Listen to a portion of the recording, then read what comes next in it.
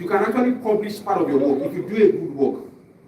Because there are some master's theses, I don't want people to see them, I'll hide it. Because I'm not even proud of it.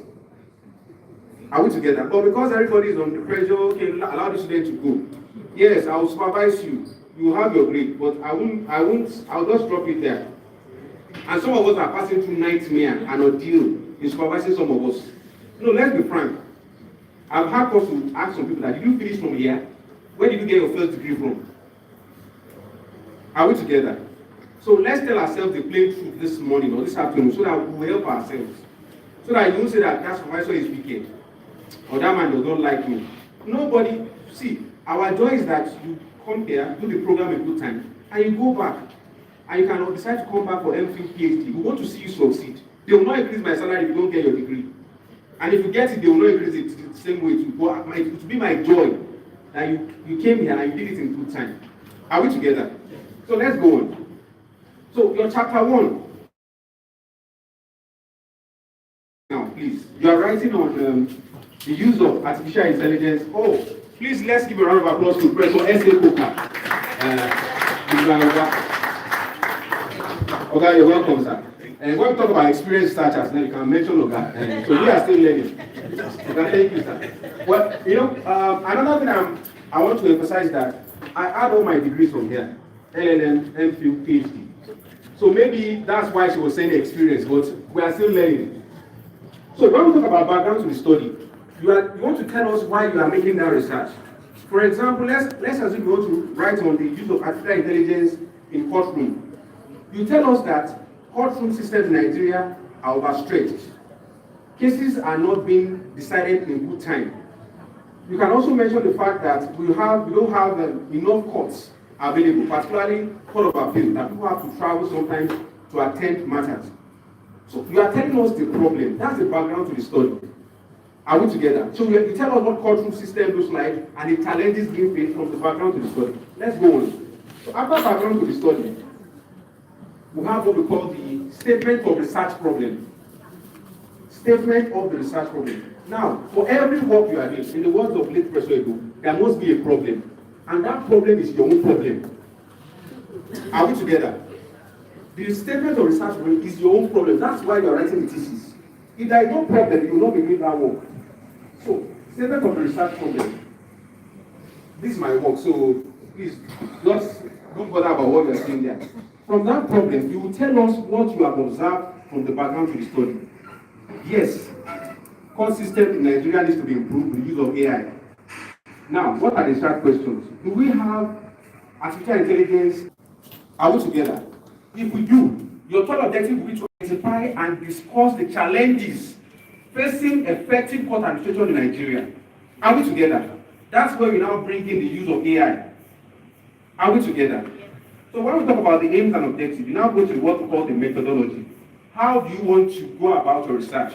Most times in law, we do doctrinal research, we don't go to the field. So, you will tell us that you want to use both primary and secondary sources of data. And what are the primary sources of data? Can anybody help me? The laws. The laws are the primary sources of data. The Constitution, the Acts. Are we together? The civil and criminal procedural rules of the High Court. Are we together? The Court of Appeal rules. So those are the primary sources. The secondary sources are what? The textbooks, the journal articles, conference proceedings. Are we together? Newspapers and materials obtained from the internet. Not the internet. Materials obtained from the internet. Now, at the end of it, you now tell us that all this data will be subjected to what? Content analysis. That's all. Next slide. Now, what's the significance of the study? What you are trying to tell us that my study will do this, and help to enhance the court system in Nigeria. You don't have to say so much grammar. I observe that some of us want our thesis to be this big. That's not what will make impact. Yes, it can be that big, but the quality and the originality is what we are working towards. Are we together? So after you tell us the significance of the study, we'll go to the structure of the study. Yes, my work will study the 5 chapters. Chapter 1 is the general introduction. Chapter 2 is the legal framework of AI in Nigeria. Chapter 3 is the examination of the court system in Nigeria. Chapter 4 will identify and discuss the challenges facing the use of AI in court system in Nigeria. While the last chapter will be what? My summary, conclusion, and what? Recommendations. However, there is another part you have to add to it now, which is one of the innovations that the PD College has brought, which is contribution to knowledge. That heading is very important because that tells us what you have contributed through your research to the existing body of knowledge. Are we together? Are we together? Yeah. So for LLM students, once you do that, continue with your chapters. However, please let's note this. For your objectives, each of your objectives will be a chapter in your work. So for example, your first objective will be your chapter 2. Your second objective will be your chapter 3. Are we together? Yes. Your third objective will be your chapter 4. The chapter 1 is fixed. Are we together? So your objectives, that means you must not have more than 3 objectives. Are we together? So your last chapter is your summary, conclusion, and recommendations, and your 5 chapters are complete. Are we together? So for masters, you are not, don't bother, you are not doing literature. Yes, you can do literature review, but not as extensive as what we have at the MPhil and PhD level. That was why when Dr. Ableu was telling us that at LLM level, you are not so much better than the person that has a photo, because you are not defending that thesis. Just write the long essay and submit to us. Are we together? So you can't use that to proceed to PhD, except to change the format of our masters. Are we together? Thank you very much. So are we clear on that? Any question from the LLM candidates? As regards this? No question. So I'll go to MPhil. Okay, I'll have a question. Okay, sir. Well, good morning, everybody. First, I sincerely apologize for my lateness. It was not intentional. I had to drive 5 hours for getting here today. I don't know whether I did not hear you well. Yes. Chapter 1, general introduction. What is chapter 2? Title of chapter 2. Thank you, sir. Because the chapter 2 that I know is called Literature. Yes, sir. That's because I'm talking to LLM students, sir. Okay. They don't, yes. Then I still have question. Okay, sir. Now, when you change, thank God that the deputy provost is there. That means the provost is there. When you change all those things, you should know. I'm hearing that for the first time. The LLM do not write. Yes, sir. They don't like literature review again. Yes, sir. When was that changed? It's not compulsory. They may. It's not compulsory.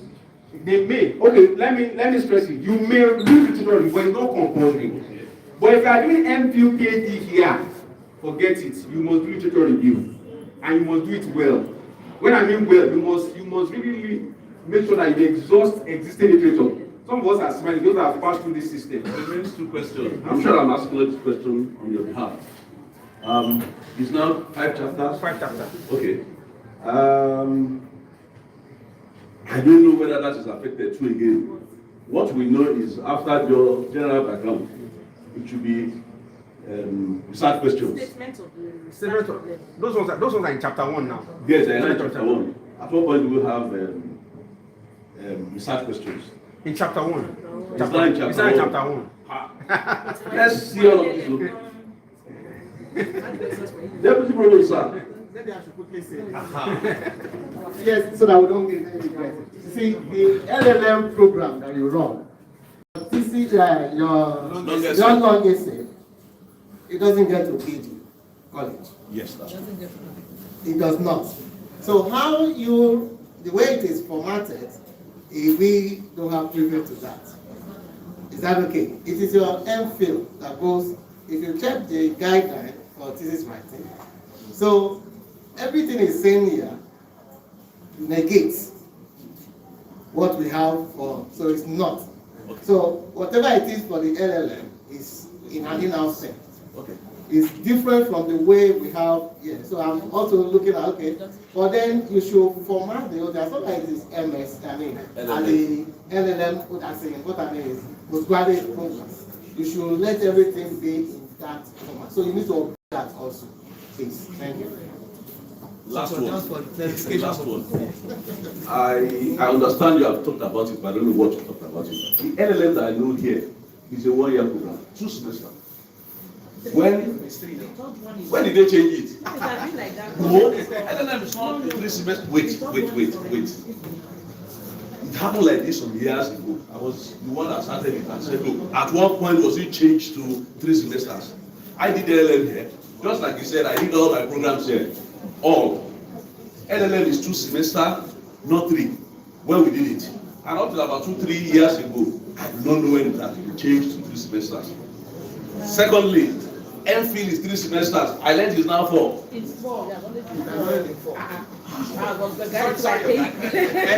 Now, when we talk about experience research now, or guys,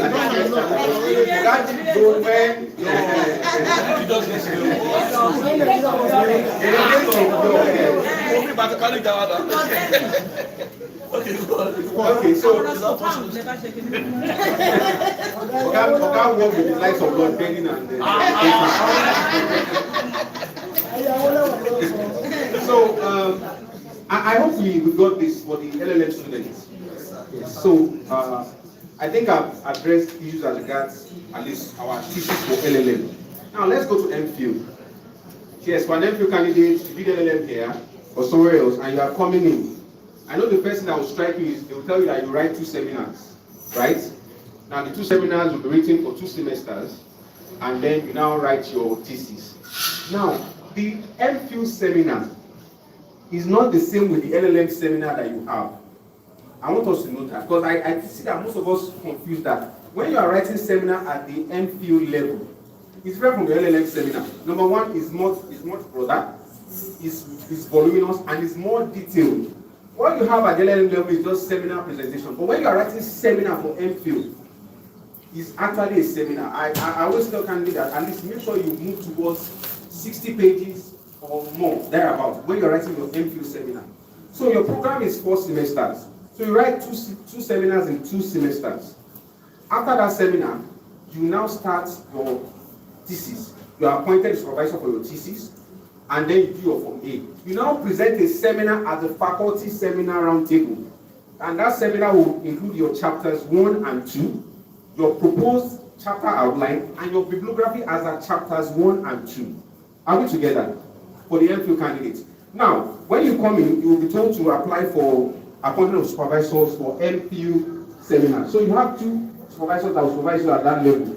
But when it's your thesis, you just have 1 supervisor. And you will also fill a Form A.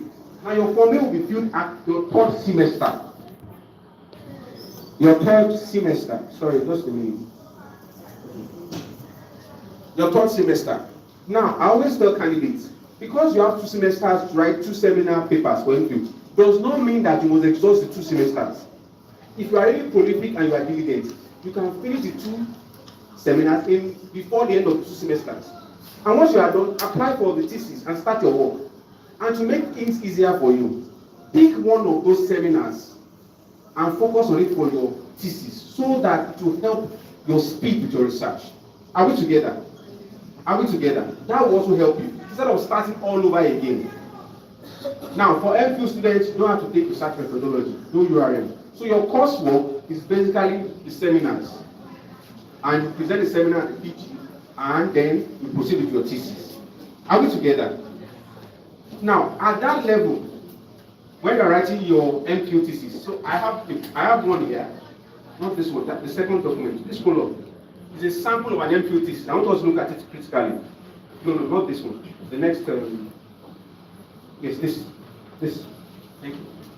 Scroll up, please. Oh, let's welcome Professor A.O. Olashin. He's also one of our experienced guys there and researcher. Okay, you're welcome, sir. Now, I'm using this as a sample for us. I'll take questions, man. I'm using this as a guide for us because I can tell you that.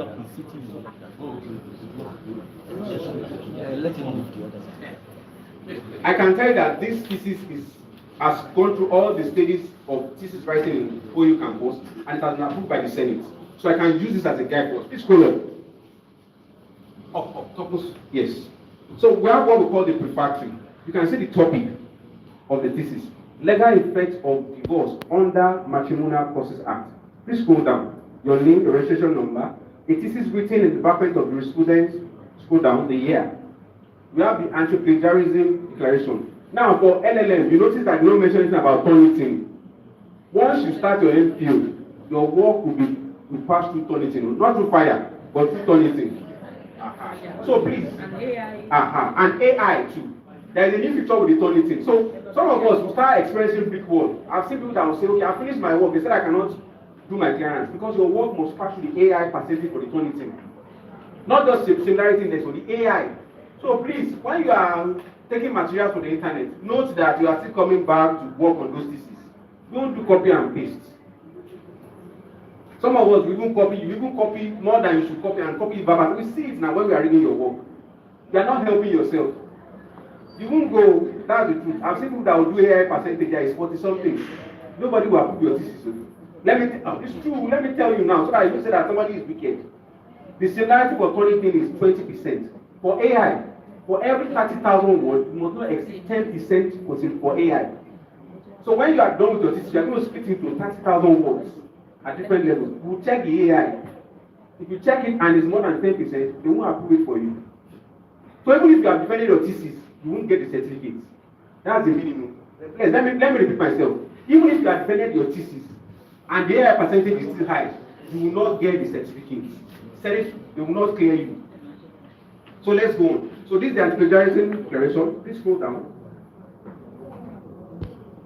We have the authorization, the certifications. This is what we call the acknowledgement and table of contents. Now we can see that it's well arranged and the pagination is also there. Please scroll down.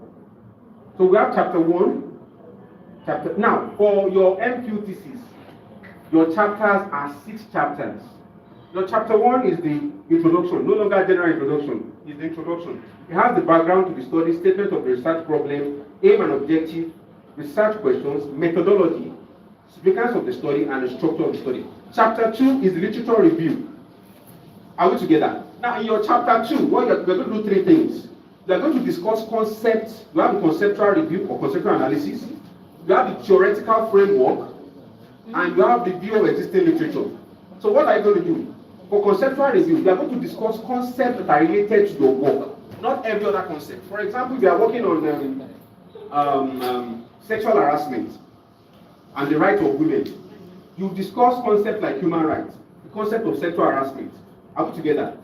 Those are concepts related to your work. Are we together? So when you now get to theoretical framework, you don't. Some of us, I noticed that we want to discuss so many theories. You don't have to. Your conceptual framework can just be limited to 5 theories. So after discussing 5 theories, tell us that you only rely on 1 or 2. Now the one you are relying on is the one that is directly related to your thesis. For example, I'm writing on sexual harassment. So I've discussed the theory of sustainable development, the story of state sovereignty. I've discussed the theory of human rights. Because I'm talking about sexual harassment and all that, human rights theory would basically be more relevant to my thesis.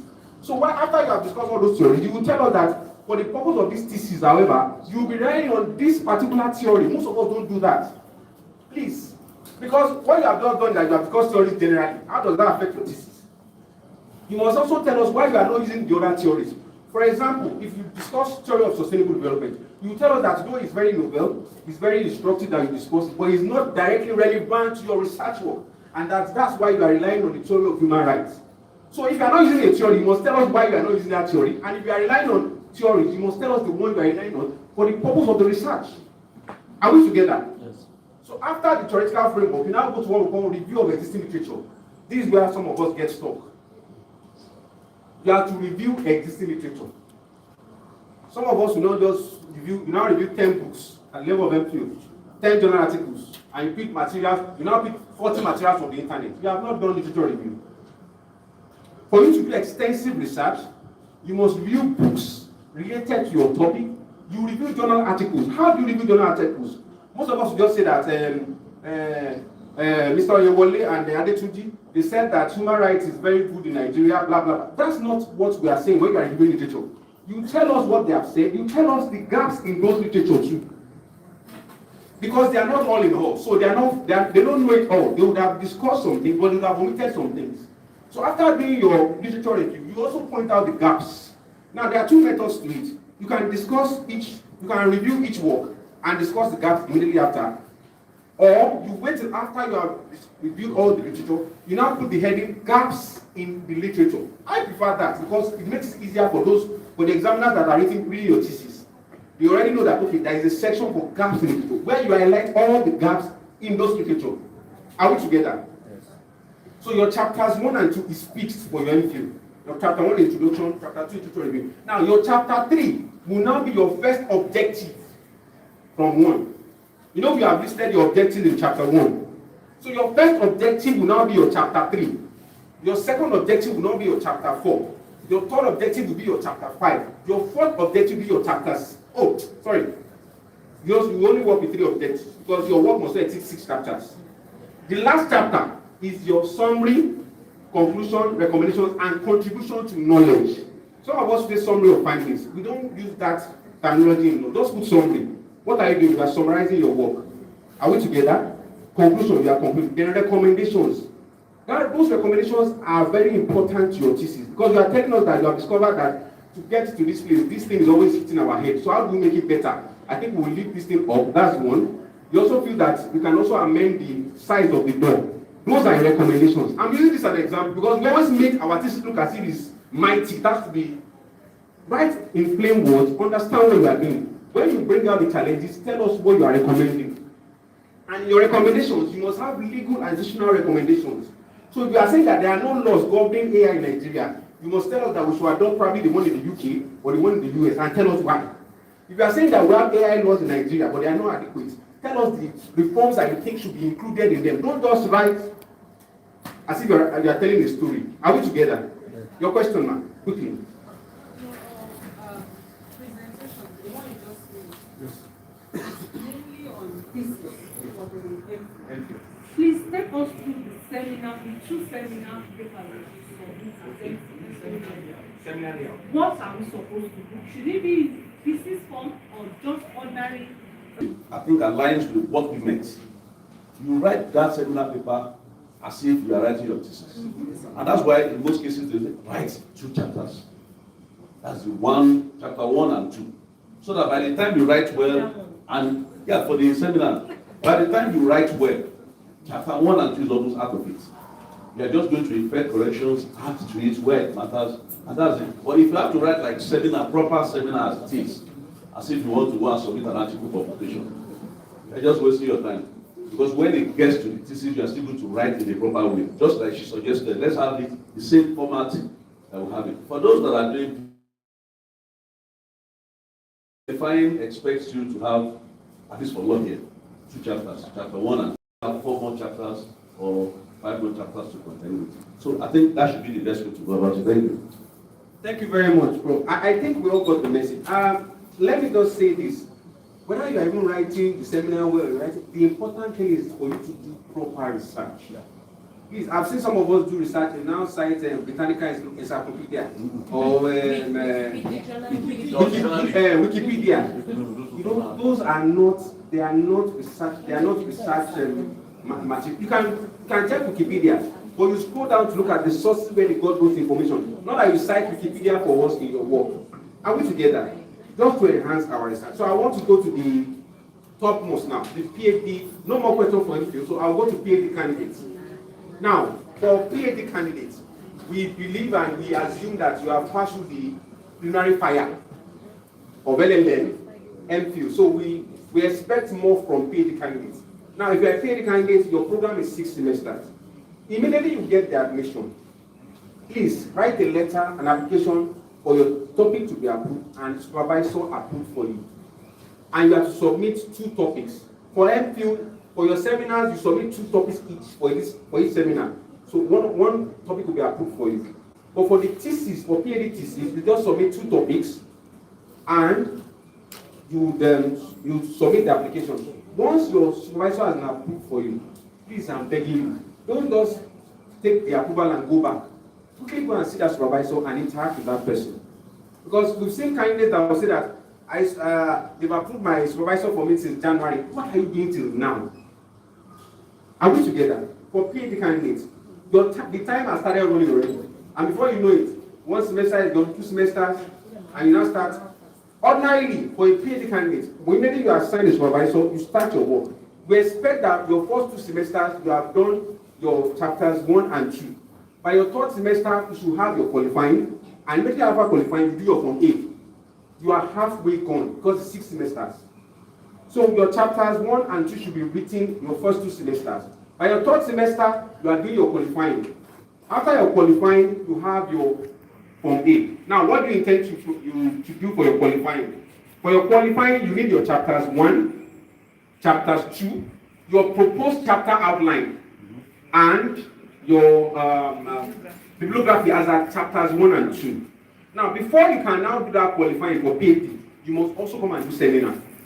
In fact, I always tell PhD students that you have better advantage. You know why? Your first 2 semesters, you write your chapters 1 and 2. By the second semester, you come and do your seminar at our faculty seminar. So all the issues that we have pointed out to you in your chapters 1 and 2, you correct them and immediately go for your qualifying, the 3rd semester. Now, while you are waiting for the 3rd semester to do your qualifying, don't stop. Continue writing your thesis. Please. I've had candidates that will say that I only submitted chapter 1 and 2 and my supervisor is correcting it. What happened to 3 and 4 and 5? Continue. While you are waiting for those corrections, don't just sit down and relax so that you can gain time. Some of us have passed through fire. I did MPA for 4 years. Yes. No, it's better I tell us so that you understand. But to the glory of God, when I did my PhD, I finished in the 4 semesters. Don't let, please. But you did not graduate in 4 semesters. But I did not graduate in 4 semesters, but I finished in 4 semesters. Are we together? What I'm saying is that don't always have this belief that I'll be delayed and the supervisor is the problem. No. Have a positive mindset to it. Are we together? Do your own work. I pray that God will help us. And no, we are paying serious money for this program. And just like the Vice said, some of us are self-sponsored. So the earlier you finish the program, the better. So let's go on. So after you're qualifying for PhD candidates, you now go and do your Form A. That's the only time you can do your Form A. You know why? By the time you do your Form A, now, bibliography, you start from books. So you list them alphabetically, the books. Now, please scroll down. Thank you. Slowly. Let's go to journal articles.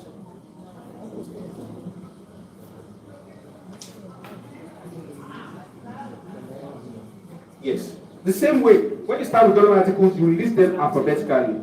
Now, please, get familiar with the Oscola referencing style. That's our pattern in law. You may know Blue Book, you may know Harvard, but for the purpose of thesis and seminar here, what we use is what? Oscola reference. Some of us will have shared the quick guide of Oscola with us. How you cite a book, how you cite a journal, how you cite internet materials. It's to help us. Are we together? If we get all these things right, even your supervisor will be happy reading your work. Some of us, when we read the work, you are even having anything, you are tired, you have to drop it. And you know, when the supervisor is not happy with you, it will also affect the output. I pray that God will help us. So, any question for PhD students? I believe they are senior citizens, so they understand everything. Oh. Please, just one more question. Yes, please. I'm not a PhD student, I'm MPhil, but I just have this question concerning the issue of the plagiarism test. OAU as a university, I think the postgraduate college also have a platform for students, like they do in other places, whereby we can upload and test. Our work. Yes. Because I wrote a seminar, I put it on turning. By the time it was done, everything has scattered. And I was now thinking that do we need to have a platform whereby we can test our work and the originality of that work will still remain. Thank you very much. But your question is very, very important. And I will start from the most important. In this faculty, we have what we call faculty reps for Turnitin for every department. For example, I run it for the Department of Public Law. Dr. Edmond does for the Department of Business Law. Dr. Asuma does for the Department of International Law. And Dr. David there for the Department of Jurisprudence and Private Law. So if you want to run Turnitin, just know where your work is domiciled, approach them, they will help you run it. I've seen people go out. In fact, there is one issue that we are still trying to solve now. Please, as much as possible, don't go and run your Turnitin outside the OAU Turnitin. Somebody's work was run through Turnitin and ended up in repository. We are still on that case now for months. If you want to run Turnitin, see us here. Tell us you want to run Turnitin. Now, for Turnitin, please let's listen carefully. FP students and PhD students. when you are running your work through Turnitin, please keep your original work. You can name it Turnitin copy. Are we together? Keep your original work. So when you run it through Turnitin and the report comes out, you see the red highlighted, red, blue, don't worry. Go back to that Turnitin copy and keep editing that Turnitin copy. That is the same copy you run again when you want to check whether the percentage is okay. So your work will not be distorted. Are we together? So that solves the question. So we have people that run Turnitin in the faculty, just approach them. Now there is something I forgot with PhD students. You have to take research methodology.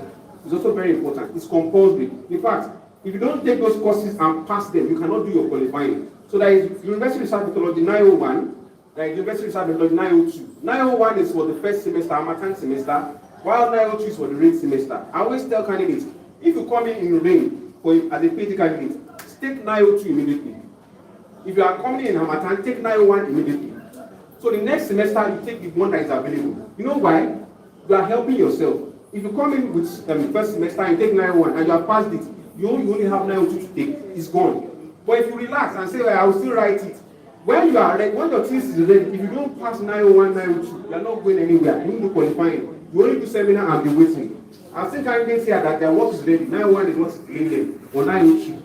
Are we together? Not even for me, they can't even go to qualifying. Because the rule is that you must pass 901, 902 before you do your qualifying for PhD candidates. Are we together? Are we together? So I think that, Sorry. I don't my questions. The gentleman there that was asking whether we can run the seminar. I don't think that's part of the requirement. Is it? for Turnitin, no. For Turnitin, it's not part of it. But if your seminar, for instance, you are doing PhD, and your seminar is your chapter 1 and 2, if you want to run it, that is allowed. You go to those that specify. But one thing that nobody should do is that you take your work that you are doing away, and you take it to, let's say, Redeemer, or you take it to University of Ibadan. By the time you run Turnitin on their system there, and you come back here, the thing will see it as plagiarized, or may see it as plagiarized. So instead of going to any other institution to go and do that, where is the Mrs. Princess? Okay. As a colleague here, I remember when she started her MPhil, she was still a lecturer in Bowen. Herself and Nike, they were running their programs on Bowen. No, they were running their program not even on Bowen's Turnitin, one other university like that. And I warned them, you do not need to do this. Go to Ife. I didn't have any information as to whether when they get to Ife, but my thought was like, they're running the program in Ife, they're using another universities to run it program, and they did. But it was resolved. Then the other question I want to ask, looking at this, I have been on the exams both here and outside Ife where they will complain. When you cite up, let's look at the last one on journal. You say page 52 to 61. I don't know. Provost will probably guide us. What I know is that you cannot cite like that. The implication of that for examiners is that you have cited this word, Pagas go and read from page 52 to 61. Tell us the exact place. Here, so many times you find examiners complaining bitterly. And I now find out that most of my PhD candidates, or some of my PhD candidates now cite like this. You even find some people saying page 22 to page 200. They're telling me, fool, all these foolish examiners, go and read all of this. No. Go to the point. But where you have more than one page that you are relying on, you can cite it that way. But I'm sure you can't relying on page 52 to 51. You expect to go and read it. No. And no, not just journal, even on books. Yes. What I'm saying, the pages they will just say from 52 to 60. That's one. And if you look at Almari, no, not Almari. Yes, Almato Anthony, page 101 to 105. It may not be the entire 5 pages that the person has used. Just limit it to the one you're using. Thank you. Thank you very much, Prof. We now see where experience comes in. So I'm not experienced, I'm still learning. Let's give up the Prof a round of applause. I want Dr. David to make an intervention as regards some of the issues that have been raised. Very, very brief intervention. Thank you. Provost is not in the Okay, thank you very much. Just to make a quick comment on what my uncle, Professor Koka, just said. When you're, I believe this is fine, to the best of my opinion, because this is in the bibliography. So it's showing the pages where you can find that article in the journal. But in your footnotes, it's always good that you pinpoint, which is what Prof is saying. You must pinpoint in the footnote in the body of the work. But in bibliography, I think it's okay. This is where you can find this particular article in that journal. I just wanted to quickly share something on literature review, which I believe Dr. Oduni has done a very fantastic job about. Now, one of the things I would want to highlight in your literature review, in reading thesis, most times, you see someone talking about Adejumo, Abuloye has said this one has said that. Yes, he mentioned that we must highlight the gaps. But one other thing that makes your literature review classic and very interesting to read is when you group your literature. So you don't just discuss extensively and write so much. So there should come a point where there's an intersection in your discussion. So Ogundari and Abuloye, they agree on this point. Oduni disagrees with them. That makes your work, very, as a reader, I don't know, it makes me want to read your work because I know that you are not just copying and pasting. You've actually been, okay, I think they are mowing the lawn. So you've actually been able to digest and, it makes me know that, okay, this is beyond just writing. You've been able to appreciate and digest and ruminate and meditate on what scholars have said. So I just feel I should chip that in. Thank you very much. Thank you. Now, one more thing. Finally, on grouping in a literature review, what Dr. Edimo said, let me add to it. Sometimes when you are doing literature review, you may have scholars that will talk on sexual harassment. You have scholars that will talk about female sexual harassment. So you may decide to group your literature review. You want to review all those that have talked on sexual harassment. You heard it, sexual harassment in literature, and discuss on that separately. Now go to female sexual harassment. Are we together? You can decide to do that to make the work very neat and tidy. Not that you talk about sexual harassment here, and you now remember one scholar has worked on it, you now go back. Are we together? When we are reading it, it will be very interesting. So thank you very much for your time and attention. One more question. The last one. Last one. Okay. Thank you, sir. Thank you both for your incisive message and signal you give to us, and we appreciate it. My question is that I want to get clarity on the issue of 6 semesters for PhD. After finishing MPhil, 4 semesters at least, one expects that if you get to PhD program, then you are able to finish within 4 semesters. Is there anything bad in it? Waiting that student to graduate? Why are we today such a student? Thank you. Can I answer that? Okay. Yes. If you are running MPhil, I'm not saying it's true. If I will suffer that true. If you are not converted from your MPhil to PhD, you spend your 4 years now for MPhil. 4 semesters. 4 semesters, sorry. 4 semesters for MPhil. And you also spend your 6th semester for a PhD. Because they are, they are separate and different programs. Well, gone were the days when if you start MPhil, naturally people expect that you will be converted.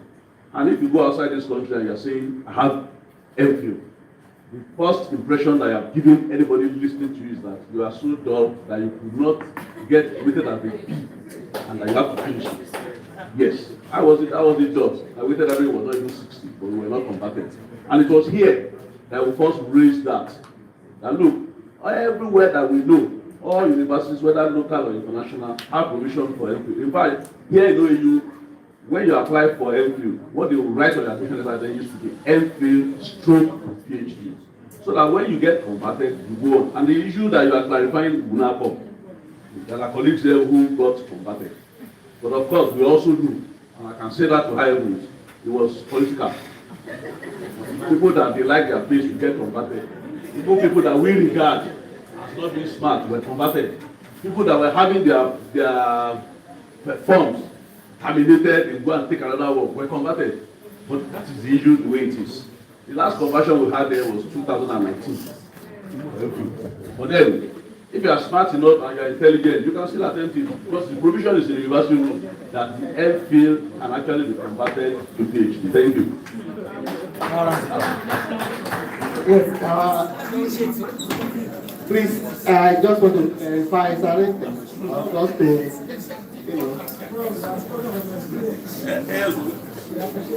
the last person that asked a question about the paper, and I'm happy that my big brother here has said yes. These are two different programs, and as they explained earlier, MPhil is MPhil, PhD is PhD. And if the regulation, the university regulation, it is OAD, that says your MPhil is 4 years, and that your PhD, I mean 4 semesters, PhD is 6 semesters. Now, because of what is happening around us here, well, the PG now said, okay, yes, let us put this in our books.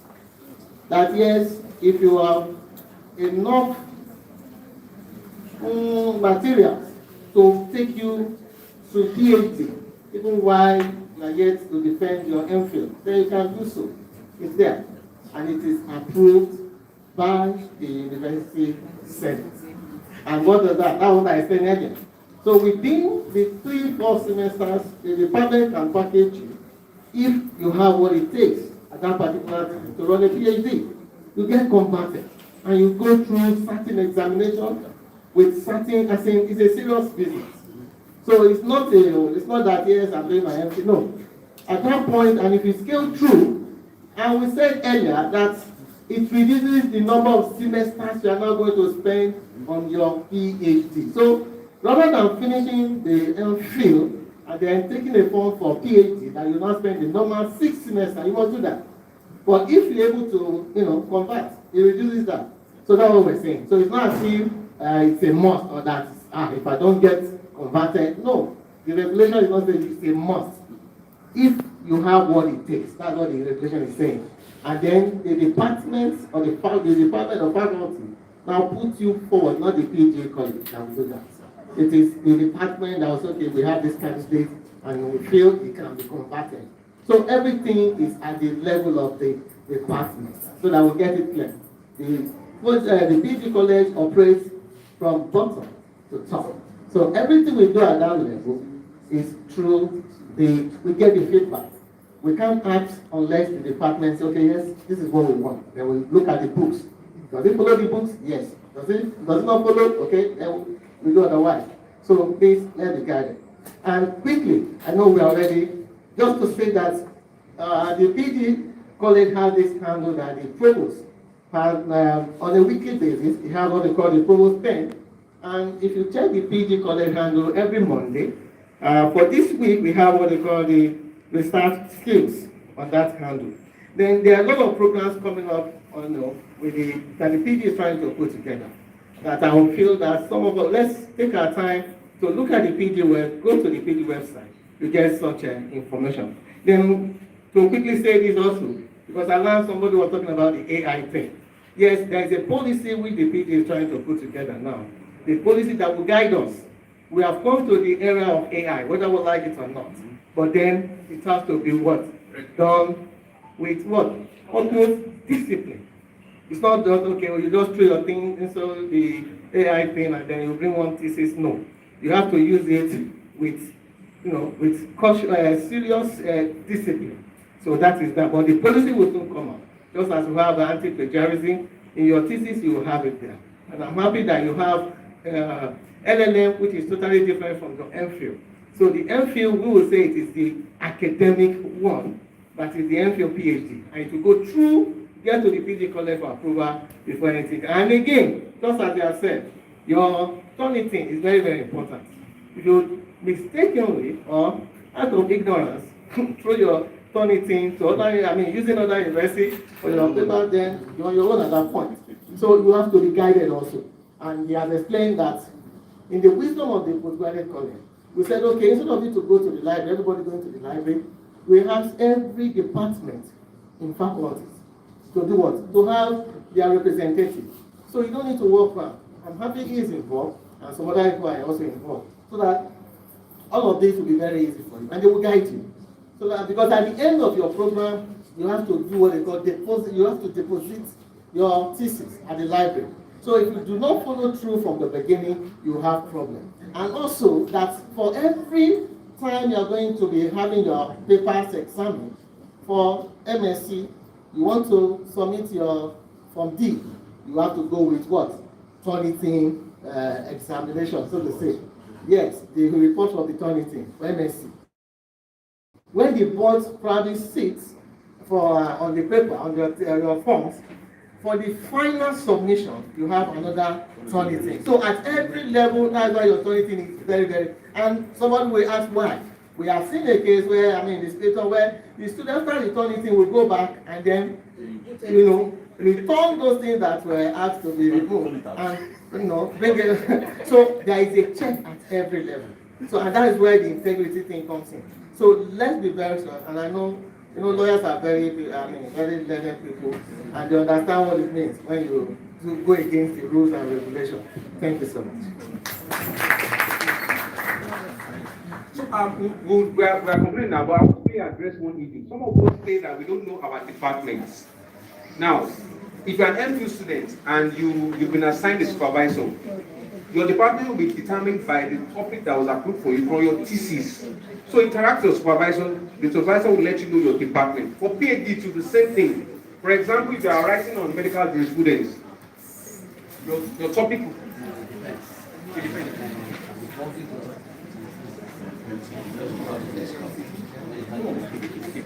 Oh, sorry. You see, myself or Dr. Abdullah, the chairman PD committee, or myself would let you know the department where your work falls, both MPhil or PhD. Are we together? Now, there is one thing I want to clarify. I'm glad Deputy Rose has mentioned that. If you finish your MPhil here, you've completed your MPhil, and you have taken PhD form here, you don't have to wait for the 6th semester to defend your thesis.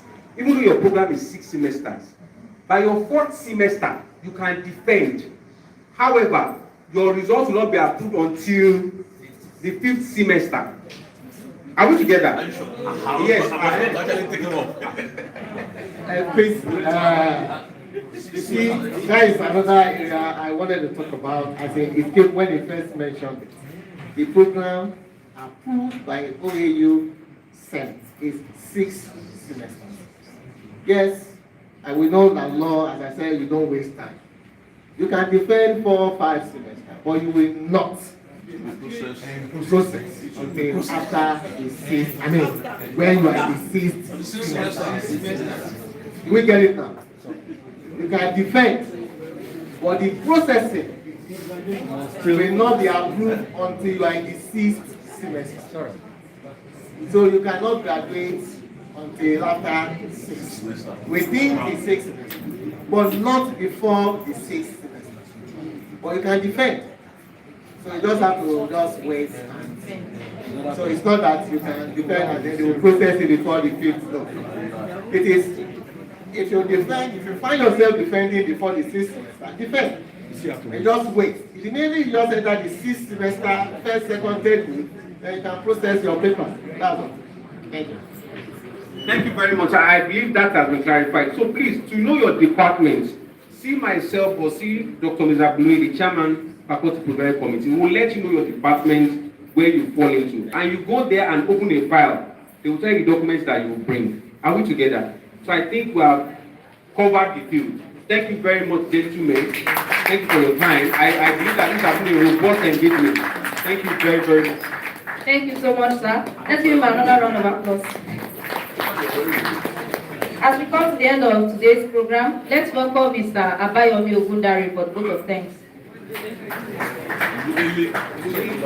Sorry, Ogundele, sorry. Once again, good afternoon. When we say I will look at both of that is very easy and very simple.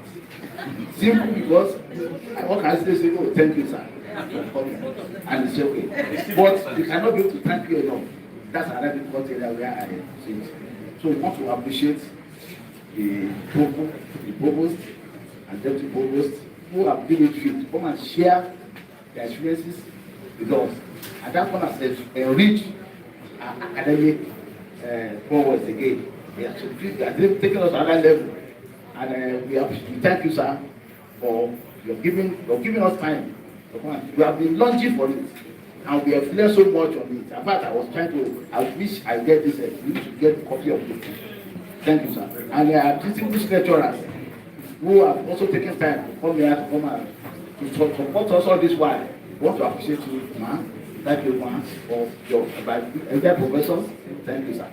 And my colleagues, I want to appreciate your coming in this morning. I know you have learned a lot, and I know that by going at this time around, we going to know how to write a thesis or learn guessing for the other. Thank you. On behalf of the entire LLM, MPhil and PhD students, we thank you, sir. Thank you. Please, after the closing prayer, let us all converge at the staircase to have a picture with the Deputy Provost and the lecturers. Thank you. Thank you so much. Let's welcome Ms. Ogunleye Bolanle for the closing prayer. Father, in Jesus' name, Lord, we thank you for your help today. Thank you for helping us throughout this program.